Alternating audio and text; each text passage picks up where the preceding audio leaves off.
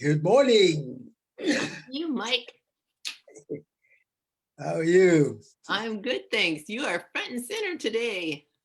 Yes. How's everybody? Hope you had a good week. All right. Yeah. Let us begin. Mike, are you Okay. ready? Good morning. Yes. Good morning, everyone. Thank you for joining us in the spirit of perfect harmony. We are the Center for Spiritual Living, West Georgia. We study and practice the philosophy and science of mind we know as God. And with our spiritual presence and our participation in our service here this morning, we create a higher state of consciousness, rise above any negative energy that we may have prevailed this past week, and we manifest love. We know love is synonymous to God. At this time, our Reverend Master Teacher, Dr. Sandra Jackson, will now proceed with our service. Reverend? Thank you, Mike. Good morning, everybody. All right. So we always begin how? By creating sacred space in consciousness, by uniting us all one to another, regardless of where we are, who we are, and what our conditions are. So if you would like to join me by closing your eyes, if you feel comfortable doing that. And just being present right here and right now. And the way we get present very easily is just to breathe in through our nose slowly and then breathe out through our mouth, relaxing into this moment. Breathe in once again and breathe out, relaxing into this current moment, allowing yourself to be in your body, in your life, wherever you are. It is who you are and where you are, and it is where God is. And wherever you are, wherever we are, it is holy ground, it is sacred space. And so we just simply allow ourselves to be in that environment that says God is all there is. And right here, right now, right where I am, God is full, complete, whole, perfect. Its intelligence and wisdom and creativity is fully and completely present right here, right where I am. And because it is where I am, it is also that which I am one with. And being one with it, I am one with all that God is. And I am allowed to, I have the divine will to express that which I am perfectly with the whole essence of the Spirit of God within me and through me and as me, allowing me, giving me permission to be the very best that I can be, the very essence of goodness that I am, the very essence of life that I am, that I get to choose and be the fullness and the completeness of the divine in my body, in my place in this world. It is my time to be all that I can possibly be, regardless of where I am, what the conditions of my life may be. It is nothing to the possibilities that arise in me because God in me, through me, and as me expresses through me each and every day. And I have access, full and complete, unabated access to it. And so, as I am knowing this right here and now, I know it for us individually, I know it for us as a community, I know it for everyone in the sound of my voice, those who are hearing it now and those who may hear it in the future. I am knowing this is all the truth that we need to know in this very moment to allow ourselves to be all that we can possibly be. And so it is with so much gratitude and thanksgiving that I know this is the truth for each one of us. I accept it and I release this word into the law of mind, knowing that it is done perfectly, perfectly in each one of our lives. And so it is. Amen. And so we begin today. Wonderful, beautiful, glorious new day, new month, first Sunday of March. Okay, Marcia, how about a vision statement? How about a vision statement? Good morning, everybody. Good morning. Good morning. Let us all come together and focus in on why we are here at CSL West Georgia. What is our vision and mission statement? CSL West Georgia is a joyful global community where everyone belongs. Through our unique spiritual teachings, we provide a safe environment to experience compassionate living. And our declaration and principles are: I believe in the unity of all life, and that the highest God and the innermost God is one God. There is one life, which I am a part, one intelligence, which I use, one substance which takes form as my life. And so it is. Thank you.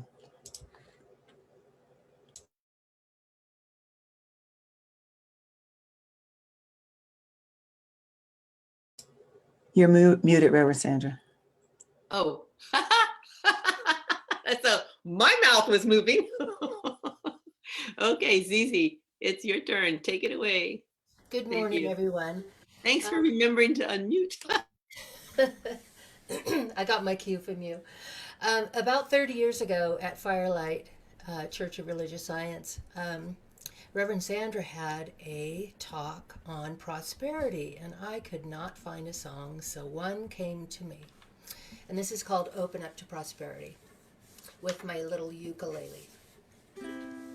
Okay, so when you said one came to me, this means that you made this, that you created this song, that you wrote Yes, this song. yes, Okay. I wrote this Just song. wanted to clear that up. Okay. Typically what happens is Reverend Sandra changes her talk on Saturday, and I wake up Sunday going, oh, darn, uh-oh, this song doesn't fit anymore. And through the consciousness I go, and a song comes to me. So that's how typically I wrote my songs for church. This is one of them. It's called Open Up to Prosperity. Open up to prosperity.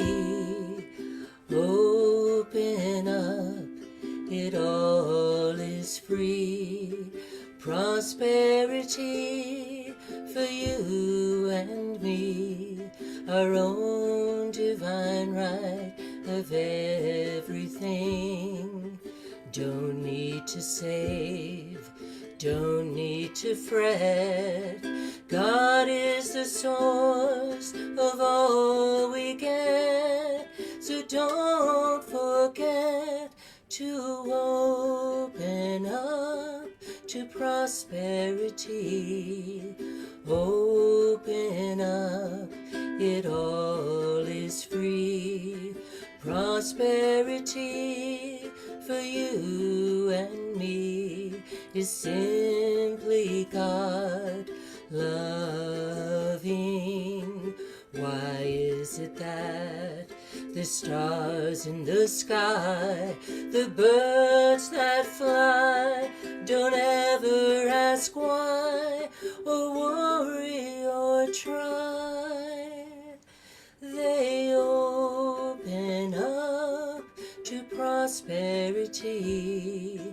Open up, it all is free. Prosperity for you and me, our own divine right of everything. Prosperity for you and me is simply God loving. Prosperity for you and me, our own divine right of everything.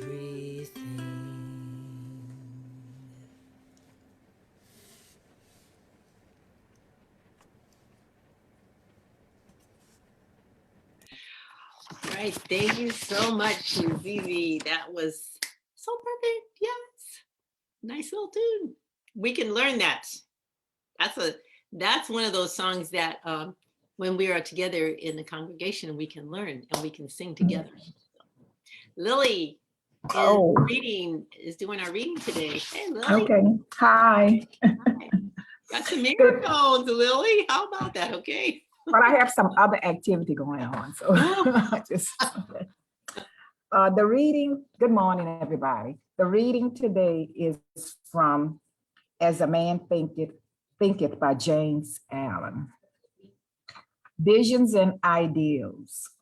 The dreamers are the saviors of the world. As the visible world is sustained by the invisible, so men, through all their trials and sins and sordid vocations, are nourished by the beautiful visions of their solitary dreamers. Humanity cannot forget its dreamers. It cannot let their ideals fade and die. It lives in them. It knows them as the realities which it shall one day see and know.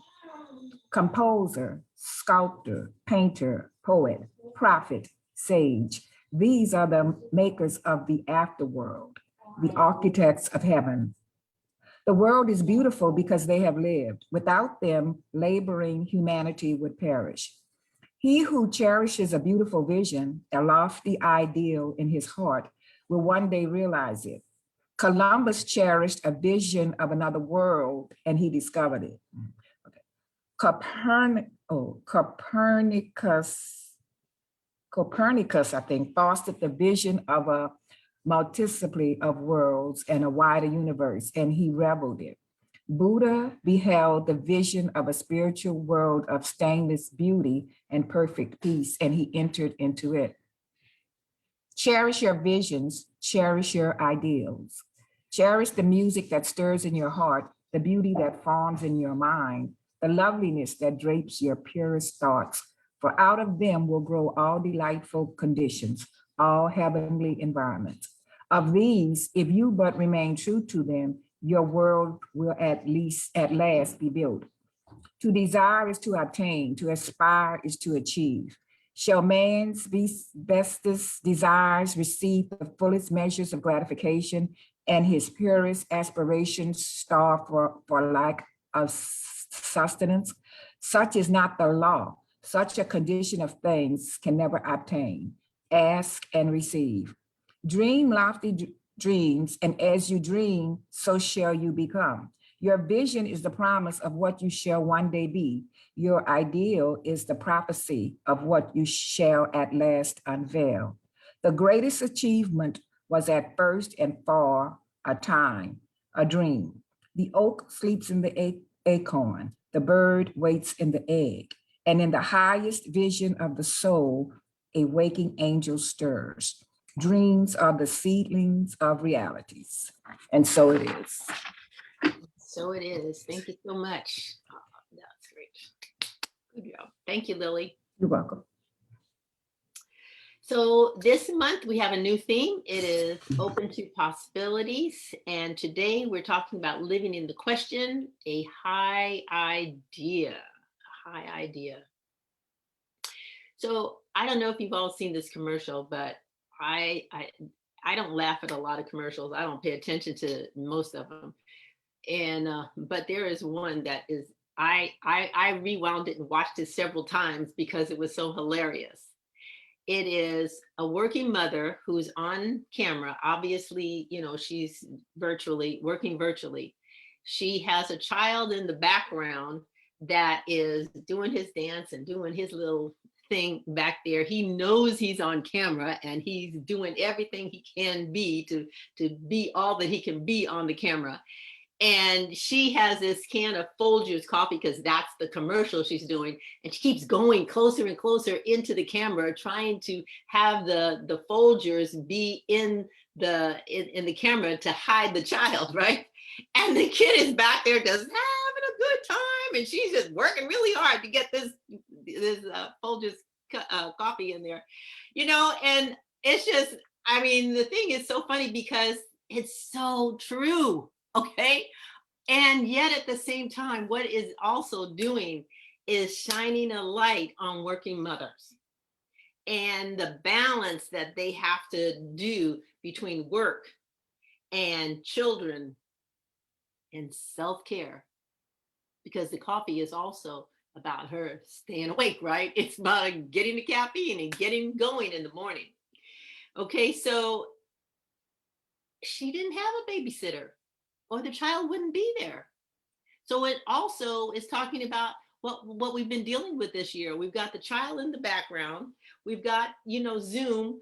By the way, whatever you're doing with Zoom, it's the opposite. So if something is on your right, you have to go to your left. Okay. So she is on the one hand going to the wrong side of the camera in order to try and hide this child. But there's no school this year, or it's been sporadic for most people. And so there's all these messages in this one commercial. But it's also made me think about how difficult this year has been for many of us. Okay. It's been a year of transformation, hasn't it? I don't know if you realize it, but this time last year we were in meeting in person. Okay. And so all of a sudden we all had to learn new things. Most of us, I would say, I'm going to venture this, had never heard of Zoom. Okay. All right. We had it for the foundation class. Lily and Ursula, Ajika and Mike and I, we were using Zoom, but everybody else, they weren't using Zoom. We were all meeting in person. So some of us had to learn a new word, and that word was Zoom. And then we had to learn the technology, didn't we? We had to learn where the switches were, the mute buttons and the video buttons. And we had to learn that, you know what? Everybody can hear what's going on in your room if you don't use your mute button, right? And some of us discovered, you know what? I don't have to be on camera. I can turn stop video and I can be off camera and I can enjoy the whole thing without even showing my face, okay? And then, have you had enough of Netflix yet? Have you watched everything on there that you wanted to watch? Have you run out yet? But Netflix keeps creating new stuff, right? And then how many of you have learned to order food and Instacart? Okay. Or you call them up and they package up your food. Those of you who don't like shopping have had a glorious time because you don't have to shop anymore. You just make out your list, fill out your order, make your payment, and then pull up your car and they fill it up for you. Okay. Amazon, of course, has exploded with profits because we've all been what? Ordering online. Okay, and buying stuff that way. But at the same time, we've also been reunited with family and friends and people that we don't usually talk to, right? So there's been some good things that have happened. We have been fearful, of the virus and of getting sick. We've been hopeful of a vaccine. And at the same time, so many people have died and we've been grief-stricken as well. Our beliefs, our biases, our prejudices have all been challenged. And I don't even want to talk about the controversy around masks. And what about the election? And there's been all this stuff that has gone on this year. And tell me, which one of you last January said, you know what? This is going to be some year and we're going to all go through all these transformations. And I'm just talking about us. What about the rest of the world? Remember last March, or was it April, when we went, a month or several weeks with nobody around the world, except for very, very essential workers. Everybody was in lockdown. And we discovered what? That we could get clean skies if we were willing to do what it took. Okay, stop driving. So all of this has gone on this year. So much of it has occurred, and we've had to transform and keep up. And it's like every day seems like something else was new that we had to learn. But here's a good thing about learning new things. It helps your brain. It's really good. It's really good for your brain. So today's reading, Lily started out the reading from James Allen was, the dreamers are the saviors of the world. The dreamers are the saviors of the world. And so we had doctors and scientists who developed vaccines, and people thought, they developed them so fast. You know why? Because they were the dreamers. They were the ones who were dreaming that one day we were going to need these vaccines. In the reading, he also said, as the visible world is sustained by the invisible, so men are nourished by the beautiful visions of their solitary dreamers. He's talking in his writing about the composers and the musicians and the artists. But we can also apply that to our doctors and our scientists, because they dreamt of a world where we would need these vaccines, and they've been working on them for a long time. They didn't just start working on them last year when we needed them. They were dreaming this dream in the invisible, before the visible world had need of it. And see, that's how creative mind works. Ernest Holmes says, God's creative power of mind is right here. Think about that. God's creative power of mind is right here. And I would add, right now. We have to dream, we have to vision before we can get the experiences that we look for in our life. So stop and think. Anything that you've had, anything, it has come first, even if it was just a very, very small, fleeting thought of a desire.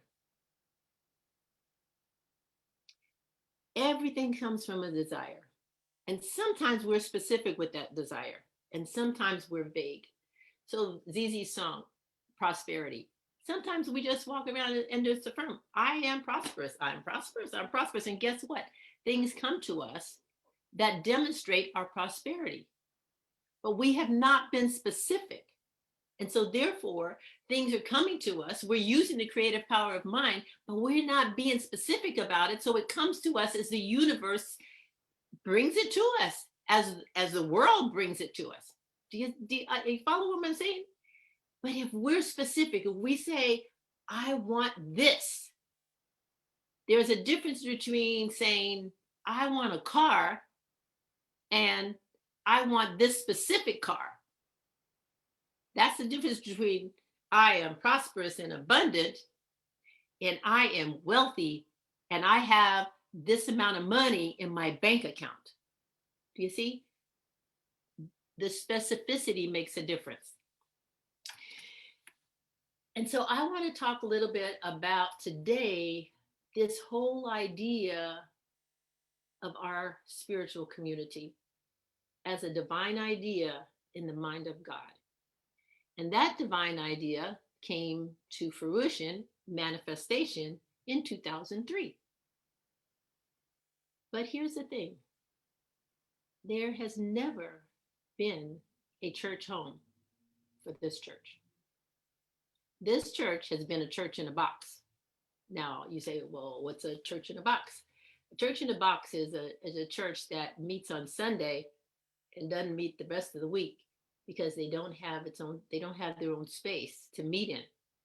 And so what they do is they set up in a hotel or a meeting place like we had on Chapel Hill.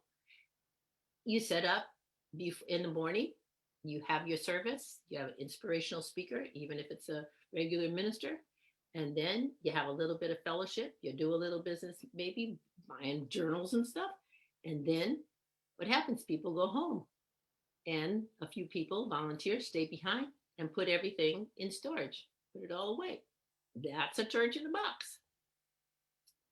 The interesting thing about a church in a box is that you can have a social group. People can go out to lunch afterwards, which they did. People can be friends, which they have been. But we are not a community, because a community requires vision. A community requires something more than us meeting just on Sunday. A community involves our being involved. Peter Block wrote a whole book on community and how to build community. And he writes, community offers the promise of belonging and calls for us to acknowledge our interdependence. To belong is to act as an investor, an owner, and creator of this place. To be welcome, even if we are strangers, as if we came to the right place and are affirmed for that choice. So let's talk a little bit about belonging. Belonging is really important because that's in our vision. We read 722. it every single week. We read about 770 vision. 722. Okay, Marcia. Yeah, there we go. Okay, every week we have a statement that is read. It's about our vision, and our vision is about belonging. And community building is about belonging. And so our high idea is for us to have community. And from the community will come something more than church in a box. Community, as Peter Block is saying, is about feeling welcome. Even if you're a stranger. You know, we've had that. When people come to our church on Sunday morning, even in a box, they feel welcomed, right? We've gone out of our way sometimes, you know. I mean, Lily's been there at the door hugging people, and Nelda's been there and welcoming people. So there is a welcoming. So it's not just about welcoming. It's also about acknowledging our interdependence. Now, what does that mean? It means that if we're going to be a community, then we have to be an investor, an owner, a co-creator. Think about your home. You live in your home. You are there and you say, this is my home. You want to say, this is my community. But now let's look at the difference between the two. When we say, this is my home, why do you say that? You say that because you pay the mortgage or you pay the rent, right? You're invested in it. You are owning it. You're saying, this is mine, and you're willing to do what it takes in order to make it happen. You have created it to be the way you want it to be. You decorated it with the furniture you want. You put the pictures on the walls that you wanted. You put the food in the refrigerator and the cabinets, cabinets and whatever. You've done everything you've wanted to do in order to make it your home, right? And if you live with other people, you've had to negotiate some of that stuff. And that's the interdependence. Do you see? Because some people says, well, I don't want that lamp there. And you have to negotiate whether the lamp goes there or goes someplace else, right? Or I don't like that kind of food. So then you have to negotiate on when we're going to have that food. Maybe we only have it when, since I'm the only one, Allah, I got this one. My granddaughter doesn't like mushrooms. So guess what? I don't cook anything for her that has mushrooms. So there's some negotiation that goes along with it, right? Even on eating. So here's the thing. We have a joy. Our vision is we are a joyful global community where everyone belongs. If everyone is going to belong, that means everybody is going to have to do what? Take some ownership. Participate in the co-creation. Being a community is about being inclusive, but it's not about just what I want. It's about what we want. It's about what we create together. And in creating community, we all are lifted up. We all have better lives as a result of our working and our living and our being together. So this month, I would like us to think in terms of how do we build, how do I participate, how do we participate and create community that is CSL West Georgia? Because as we create that community in our minds, if we start to have a vision of that, then guess what? We have a home where we can have classes on something other than a Sunday. We can have classes and we can have yoga and Tai Chi right there. We can have meditation in the middle of the day. We don't have to pull it out of a box. Okay. We don't have to say, well, we'll do class partly on Sunday afternoon until 2 o'clock when we have to start paying more for the space that we're in. And then we'll do part of it on Wednesday on Zoom, because why? We don't have that space rented and it'll cost us more to rent it. Do you see? Instead, we can have class on Wednesday night. Hey, enjoy it. We can have midweek service on a Wednesday night or Thursday night, or we can do things that we either can't do or have to pay to do if we're a church in a box. But we have to be community first. Do you get that? The church grows out of the sense of community. I want us to begin to dream a greater dream that is CSL West Georgia. And I know people have done it for themselves. You've done it individually for yourself. So let us do it as a community. Let us decide that we want to make the investment, that we want to take ownership, that we want to co-create a community that includes all of us. Now, those of you who live at a distance, we are not excluding you. Because what? We have created something in this last year that we had not even conceived of creating last year on March 7th or 6th or whatever that first Sunday was. We hadn't thought about any of you participating from California or Arizona or Nevada.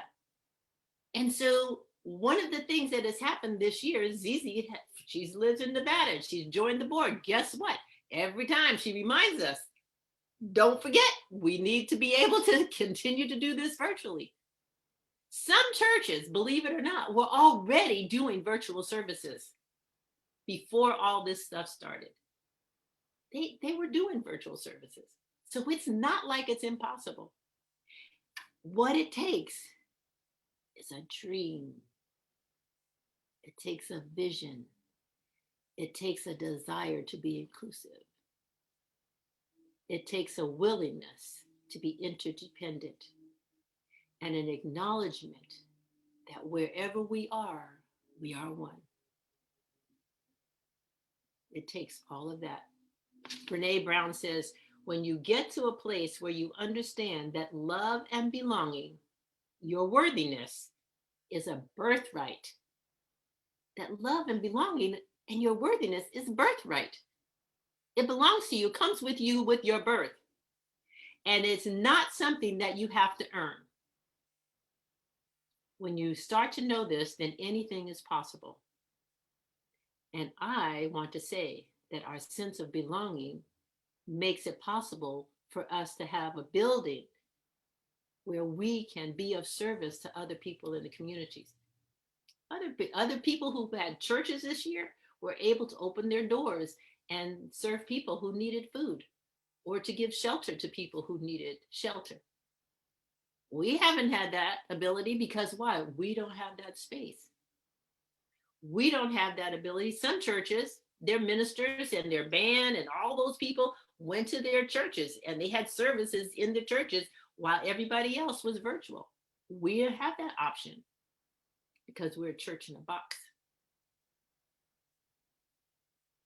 Belonging means we're a community, that we're a part, that we're interdependent, that we're co-creating, that we're working together in order to have something that benefits all of us.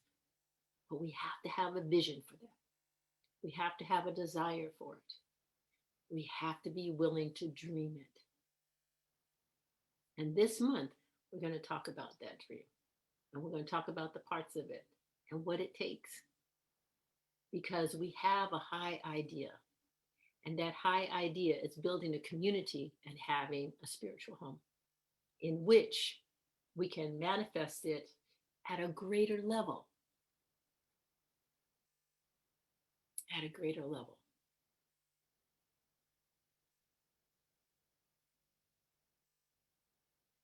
If we will dream the dream and envision ourselves as a community, if we are willing to invest in that community, then we will co-create a building, a physical space in which that community can meet.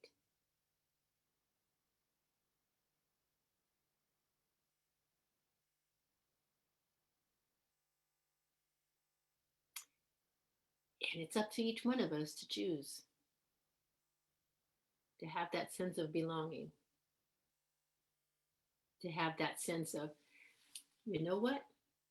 This is my community, and I want to share it. Okay? Let's take that high idea into our minds. And I want you to think for yourself. If we had our building, if we had our own space, if it was ours all week long, what would you want to do in that building? So before the service is over today, before you leave today, put that in the chat, what you would do. Okay, just chat. Just put it in. You say, I would like a class. I would like to do yoga. I would like to, whatever, have kids. All right, anything you want.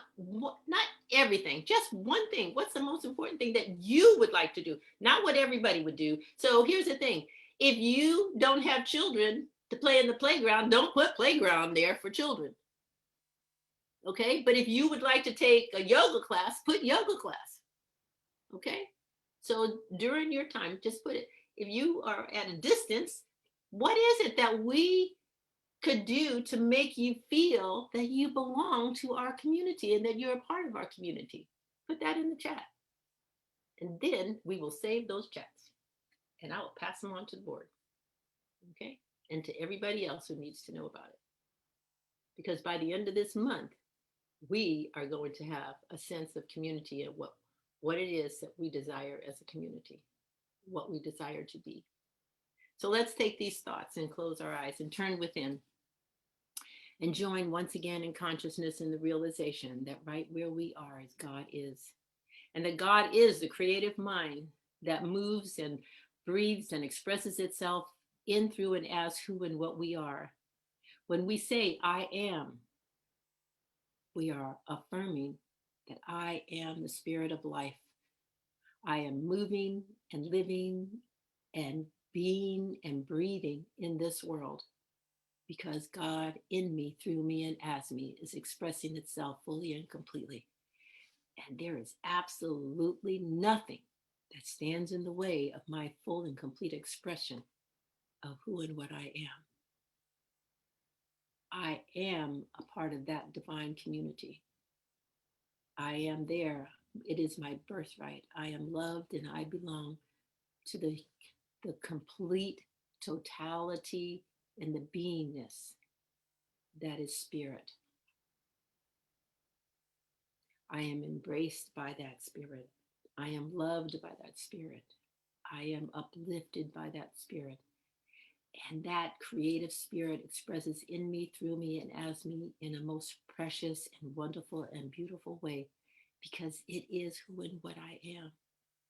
It is the very life that I live. It is the breath that I breathe. It is the truth that I stand in.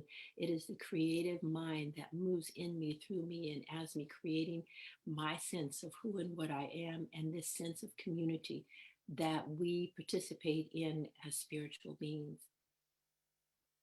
And so in joy and in love, we just simply open our hearts now to be receptive to the truth of who and what we are, to be open and receptive, to be in an interdependent community which we own, which we accept, which we love, in which we belong. And we are the nucleus for that belonging. And everything comes as a result of our co-creation. And so we do this individually and we do this collectively. We do this individually as we create lives of individual joy and happiness and peace and prosperity and goodness. And we do this as a community as we step in and take ownership for different parts of this community and uplift it all together as we all serve and love and enjoy and uplift one another. And I am knowing that this is a truth that is unfolding in us and through us and as us right here and right now. We are joyful. We are happy. We are gloriously feeling and knowing that this truth is moving in us and through us and as us right now. And just as the doctors and scientists were dreaming the dream of this vaccination long before we had need of it, we are dreaming this dream of our spiritual home before it is needed. And yet it will be right on time when it is ready and when we are ready. And so, with joy and love and peace and a wisdom that imbues each one of us with the knowledge of who we are, and what we are here to do, and how we are to express that which is the divinity within us, I release this word now, knowing it is done, knowing that it is moving in us and through us and as us as this new high divine idea in each one of our lives, pushing us forward in a glorious, beautiful, and wonderfully connected way. We are not alone. We are one. We are community. And so it is. Amen.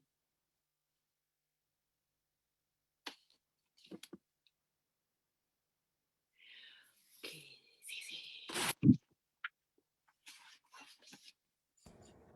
Okay, Zizi. I thought I heard you whisper that. So, part of my desire for the new church is that it has a sign outside and it will grow because people will know that it's there every Sunday. And the drummers don't have to put their drum set away, or the mic stands away, or the lectern away, or the sound system away, and maybe not even the chairs. So it is a place that, holds our energy, and it saves the energy, because when you come in, you notice that, like you come in your home, it exudes your energy, and that's an amazing thing. Music for me is that, and so this song is one of the things that I believe in. And you can sing the chorus. Do not unmute yourself because of the time delay, but you can sing it at home with me. So I could just sit around making music all day long. As long as I'm making music, I don't do nobody no wrong. And who knows, maybe someday I'll come up with a song that makes people want to stop the fussing and fighting long enough to sing along. I believe in music. I believe in love. I believe in music. I believe in love. Music is love and love is music, if you know what I mean. People who believe in music are the happiest people I've ever seen. So clap your hands and stomp your feet and shake your tambourines and lift your voices to the sky. Tell me what you see. I believe in music. I believe in love. I believe in music. I believe in love. Music is a universal language, and love is the key to peace, love, and hope, and understanding, living in harmony. So take your sister by the hand and come along with me. Lift your voices to the sky. Tell me what you see. I believe in music. I believe in love. I believe in music.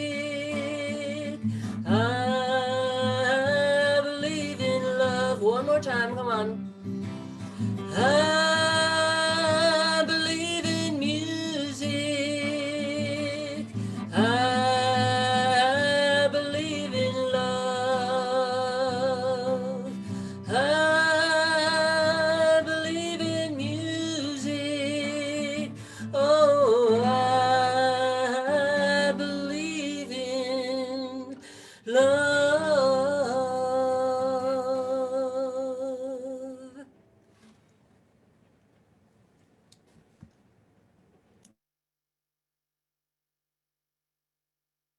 Ah, thank you. Yes, I believe in music and love. Yes, and all of that and more. Okay, so what comes next? Yes, offering the giving, the opportunity to circulate. Good morning again. You're in a cheery mood. Love it, love it. All right. Well, family, it is our time to focus in and talk about conscious giving. Uh, so, of course, there are three ways that you can give. The first way you can support our center is if you would like to make an electronic payment, you can pay via PayPal. And the link will be in the chat window. It's in our newsletters. If you're more comfortable with mailing a check, the address is right there on the screen. It also will be in the chat window. And, you know, if you're an Amazon shopper and I always say it every week, if you have not connected with us through Amazon's charitable giving program, what are you waiting for? There will be a link to directly connect you to our I guess our section of Amazon, and just say that, yes, I would like this nonprofit company to be the company that you, Amazon, go ahead and donate to. So I also want to go back to PayPal and say that you do have an option to, not worry about remembering to make your donation. And there's a little box on the bottom to make it a monthly donation, just to make things a little easier for you. So let's go ahead and come together for our affirmation. I am grateful for the divine givingness circulating abundantly through my life, my community, and my world. And so it is.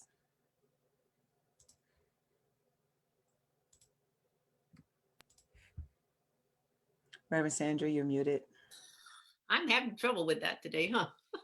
Okay, so I want to just tell you why we use the word conscious giving, because people use love offering and they use offering and they use all kinds of things. I like to use conscious giving because I want us to think about what we're doing when we're giving, that we are circulating the abundance that we have in our own lives, our financial abundance, that we're giving to the church so that the spiritual community can do what it needs to do in order for us to continue to have it as being available to us. Okay. And it also is just about circulating in the world because excuse me, but we do not take the money you give us and stick it in the bank and go like, yay, we got savings. Okay, we use that for stuff. Okay, and so it is circulating out in the world, doing some good for people in various places, in places that we may not even know. Okay, and I want you to do it consciously, thinking about it, not just go like, yeah, even if you decide to make it a monthly donation, and as Marsha was saying this time, still do that consciously. Okay, I am consciously giving. I am giving purposefully, to the spiritual community because I like what it's doing and I want it to continue. Okay, so our Science of Mind classes are. Before I do that, we are starting a search team because we feel that eventually we will be able to be in our own home. We do not want to wait until everybody says, yay, everything's open. You can have your own space now. And we go, oh, got to go find it. We are starting with our dream. We're starting with our vision. And we are also putting feet on the ground. And so Dorothea is the chairperson of our search team. And so if you can put this in the chat too, and we'll pass it on to her. If you would like to assist her in looking for a space for us, you're not going to be out running around the town. There are ways to connect with the internet and do some virtual checking and whatever, but you will be the team who will go out, look at places, decide whether or not they are suitable for us and they fit our vision. That's why it's important for you all to put what you would like to. And then, you'll narrow it down to 3 spaces and all of us will get a chance to go. Well, those of us who live near here. I mean, if you want to fly over from the West Coast to take a look, you're welcome to do that. But you will probably have to just see what we can do on camera. Okay. But anyway, we'll all get a chance to go look at it and decide, which of the 3 spaces fits our need for location and for all the things that you are putting in the chat that you would like to see happening. Okay, so just put your name in and we'll pass it along to Dorothea. The Science of Mind Foundation class, we're going to be starting a new one. I just, yesterday you got sent information about that class. It was sent out with your message for today, your email for today. So check your email and we're going to start it the last of this month. It's going to be on Sunday afternoons. And it's a 10-week class, but instead of having to go a straight 10 weeks, which kind of gets kind of long, and it doesn't give us breaks so that we can really like sink it in, like you water a plant and you want to give the plant the water time to drain down. Right, so we're going to put some breaks in there. So look at the schedule and then mark your calendar for those days. The cost of the class is $295, and if you need a payment plan when you register, which you can do from the email, just put a note in there saying that you would like a payment plan, and you and I will talk about what that looks like. Okay. Ursula took the class last year, and I asked her if she would talk about what she got from it and why she decided. So, Ursula. Good morning, everyone. So why I took the foundation class, when the storms of life would come to me, they would blow me over. Loss of job, a sick parent, anything, fight with a person I'm in a relationship with, kid not acting right. It would just blow me over. And I realized that I really wanted a change. I didn't want to fall over anymore.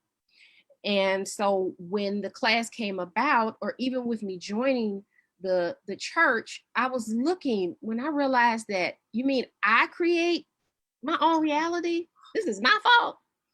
I looked for ways in which to learn more about this teaching. And so when they advertised or sent out that the class was coming, I signed up for it. Now, how was I going to pay for the class? At the time, I didn't have a job. And I actually was traveling back and forth to Louisiana because my parents were sick and I was having to take care of them as well.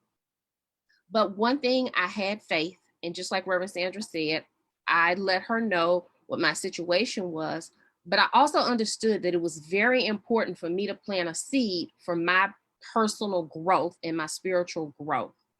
And so when you break it down, Reverend Sandra works with you. It's only $29 a class. I said, I really want to take this class. She said she would work for me. Some people paid weekly, some people paid monthly. But for me, I didn't pay until the very last class. And part of it was I didn't have a job. I didn't have income. And the money I did have, I was holding on so tight to it because I didn't know where my next influx of revenue was going to come into.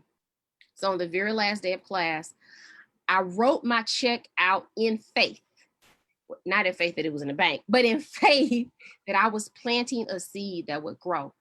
And when I handed that check in, I told her that.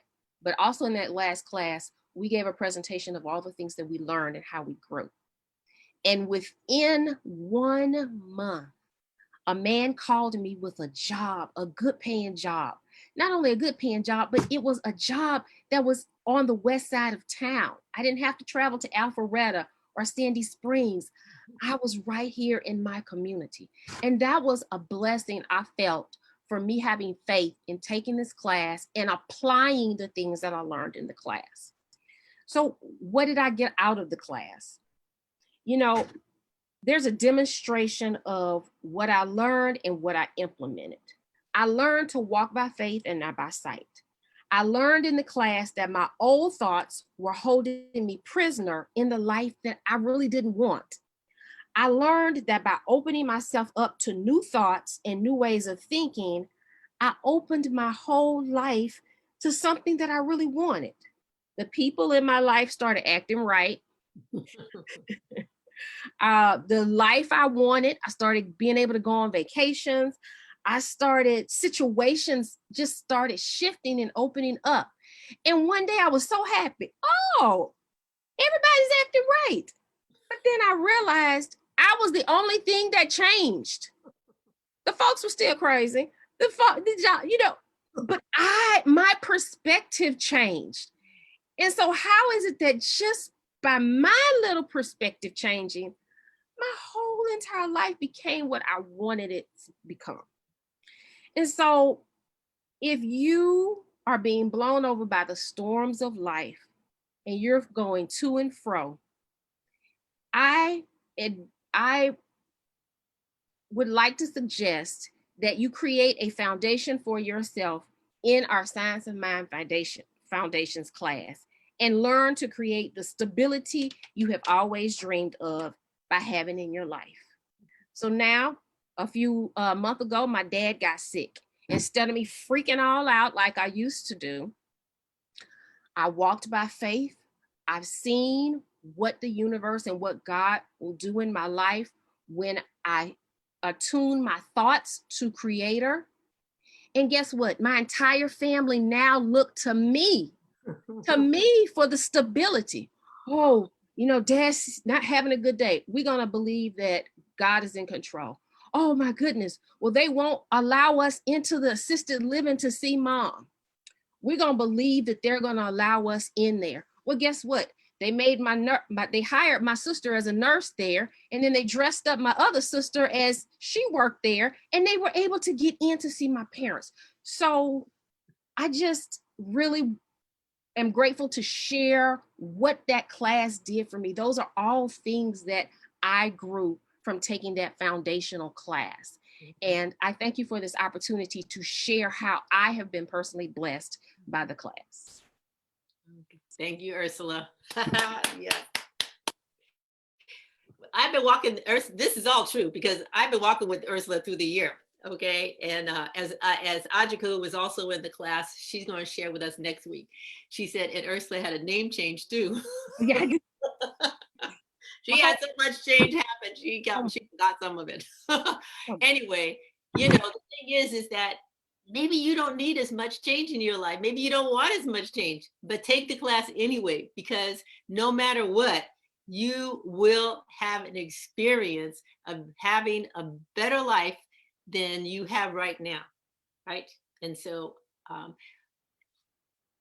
I can't add to that other than that. So just take a look at the description in your email, okay? And then sign up. Don't wait till the last minute.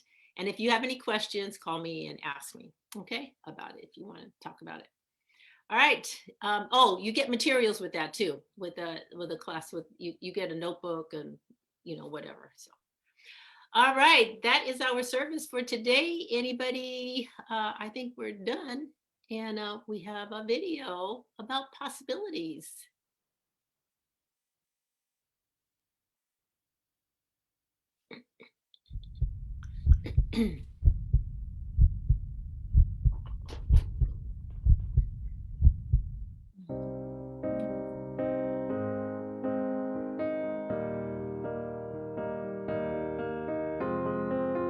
I will run, I will climb, I will soar. I'm undefeated. Oh, jumping out of my skin, pull the cord.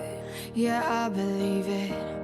Oh, the past is everything we were. Don't make us who we are. So I I'll dream until I make it real, and all I see is stars.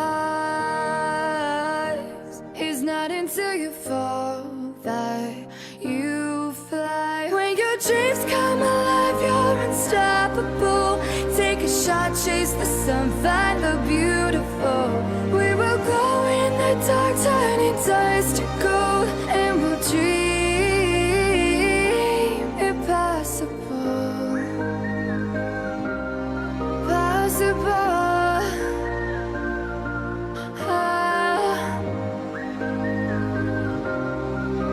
And we'll dream impossible. I will chase, I will reach, I will fly until I'm breaking out my cage like a bird in the night. I know I'm changing it into something big, better than before. And if it takes 1,000 lives, then it's worth fighting for. It's not until you fall that you fly. When your dreams come alive, you're unstoppable. Take a shot, chase the sun, find the beautiful. We will glow in the dark, turning dust to gold, and we'll dream impossible.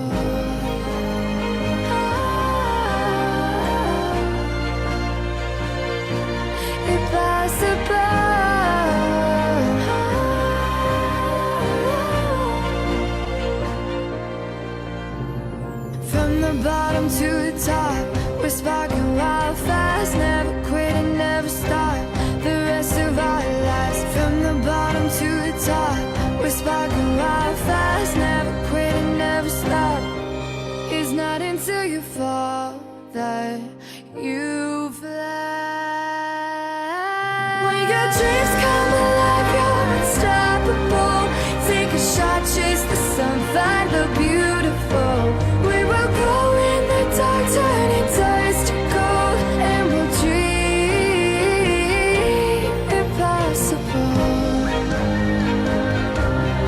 Possible.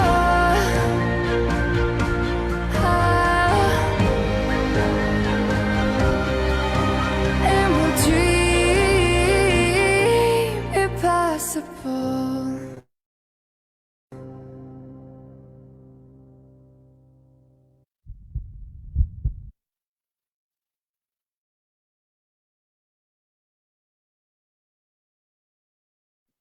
We go forth today knowing that we are God's blessing in the world. Only good goes from us, and only good comes to us. And so it is. Thank you all for staying to the bitter end. Thank you, Ursula. That was so wonderful. And thank you all for the chats. I haven't had a chance to read them all, but I see that you are chatting, and I appreciate that. And I look forward to reading them all. Okay. And